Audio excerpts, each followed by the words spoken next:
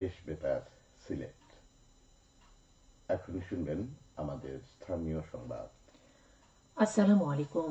বাংলাদেশ বেতার সিলেট সংবাদ পড়ছি আফিফা আফরিন মিথুন। সারা দেশের মতো সিলেটেও নানান আয়োজনের মধ্য দিয়ে আজ পালিত হচ্ছে বিশ্ব ম্যালেরিয়া দিবস। এবছর দিবসটির প্রতিপাদ্য হচ্ছে আমরাই করব ম্যালেরিয়া নির্মূল, নব উদ্যমে, নব বিনিয়োগে ও নবচিন্তায়।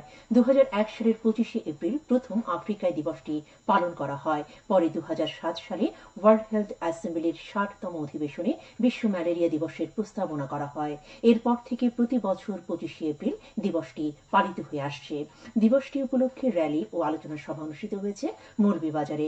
আজ সকালে 250 শয্যা বিশিষ্ট জেনারেল হাসপাতাল প্রাঙ্গণ থেকে বের হয় সচেতনতামূলক বর্ণাঢ্য র্যালি। পরে হাসপাতাল সভাকক্ষে অনুষ্ঠিত আলোচনা সভায় প্রধান অতিথি ছিলেন জেলা civil surgeon doctor Mamunur Rahman. এতে বিভিন্ন সরকারি বেসরকারি হাসপাতাল ও ক্লিনিকের ডাক্তার, নার্স, স্বাস্থ্যকর্মী, জনপ্রতিনিধি, সুশীল সমাজের প্রতিনিধি সহ 135 জন ব্যক্তি উপস্থিত ছিলেন।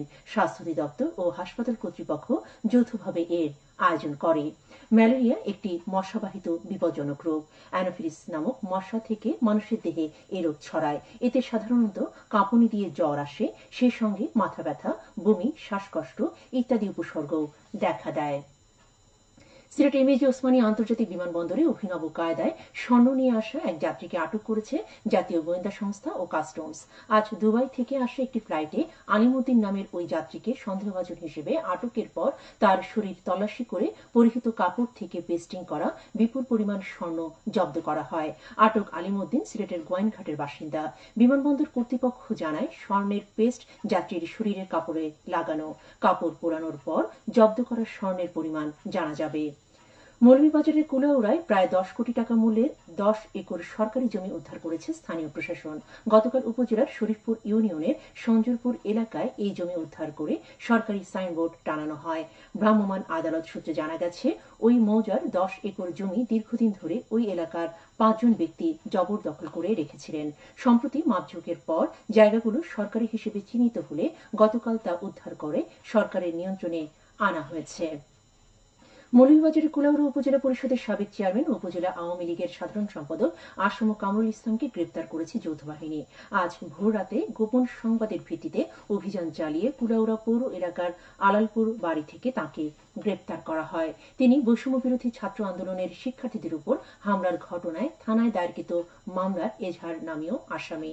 পরে তাকে মৌলভীবাজার চিফ জুডিশিয়াল ম্যাজিস্ট্রেটের কোর্টে হাজির করলে আদালত তাকে কারাগারে প্রেরণের নির্দেশ দেন। কার্গো ফ্লাইট পরিচালনার জন্য সব প্রস্তুতি সম্পন্ন করেছে সিলেট ওসমানী আন্তর্জাতিক বিমানবন্দর কর্তৃপক্ষ। এক্সপোর্ট কার্গো কমপ্লেক্সের নিরাপত্তা জোরদার করার পাশাপাশি বসানো হয়েছে প্রয়োজনীয় যন্ত্রপাতি। আগামী রোববার প্রথম ফ্লাইটের গন্তব্য স্পেন। পণ্য রপ্তানির পুরো বিষয় তত্ত্বাবধান করছে বেসামরিক বিমান চলাচল কর্তৃপক্ষ। কার্গো ফ্লাইট সামনে রেখে সিলেটের রপ্তানিকারকদের মধ্যে নতুন আশার সঞ্চার হয়েছে। তাদের প্রত্যাশা, সিলেট নয়, সেবার মান উন্নত হলে ভারতের 7 সিস্টার অঞ্চলের ব্যবসায়ীরাও ওসমানী বিমানবন্দরের এই সুবিধার আওতায় আসবেন। যথাযোগ্য মর্যাদায় মহান মে দিবস এবং জাতীয় পেশাগত স্বাস্থ্য ও সেফটি দিবস উদযাপন উপলক্ষে প্রস্তুতিমূলক সভা অনুষ্ঠিত হয়েছে গতকাল সিলেটে। জেলা কালেক্টরেটে অনুষ্ঠিত সভায় সভাপতিত্ব করেন জেলা প্রশাসক মোহাম্মদ শের মাহবুব মুরাদ। সিলেটে জাতীয় অনুষ্ঠানসূচির সাথে মিল রেখে পহেলা মে বিভিন্ন শ্রমিক সংগঠনের আয়োজনে জেলা প্রশাসকের কার্যালয় প্রাঙ্গণ থেকে বের করা হবে র্যালি। জেলা প্রশাসন, হোটেল শ্রমিক ইউনিয়ন, ইসলামিক শ্রমিক আন্দোলন, গণতান্ত্রিক শ্রমিক আন্দোলন সহ বিভিন্ন শ্রমিক সংগঠন এই র্যালিতে অংশগ্রহণ করবে। র্যালি শেষে কবি নজরুল অডিটোরিয়ামে শ্রমিক সমাবেশের আয়োজন করা হবে। এবারে শুনুন কৃষি সংবাদ। হবিগঞ্জের মাধবপুর উপজেলায় কম্বাইন্ড হারভেস্টার মেশিন দ্বারা ধান কর্তনের উদ্বোধন করা হয়েছে আজ সকালে। উপজেলা খাদ্য অফিস সূত্র জানিয়েছে, আগামী 30শে আগস্ট পর্যন্ত ধান সংগ্রহ চলমান থাকবে। কৃষকরা মন প্রতি 1440 টাকা হারে 14% আর্দ্রতায় খাদ্য গুদামে ধান দিতে পারবেন। আনুষ্ঠানিক উদ্বোধন শেষে অতিথিরা কম্বাইন্ড হারভেস্টার মালিকদের সাথে মত বিনিময় করেন। পরে জেলা কৃষি সম্প্রসারণ অধিদপ্তরের উপপরিচালক আখতারুজ্জামান মাধবপুর উপজেলার পশ্চিম আন্দিউরা মাঠে কৃষি যন্ত্র দ্বারা বোরো ধান কর্তন পরিদর্শন করেন। এর আগে গতকাল জেলা বাহুবলে অভ্যন্তরীণ বোরো ধান ও চাল সংগ্রহ কার্যক্রম উদ্বোধন করা হয়। সবশেষে আবহাওয়া। সন্ধ্যে 6টা পর্যন্ত পূর্বাভাসে বলা হয়েছে সিলেট সহ পার্শ্ববর্তী এলাকায় আজ কোনো সতর্কবাণী নেই এবং কোনো সংকেত দেখাতে হবে না।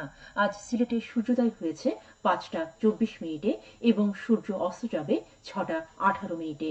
সংবাদ শেষ হলো। আমাদের পরবর্তী স্থানীয় সংবাদ প্রচারিত হবে সন্ধে 7টায়।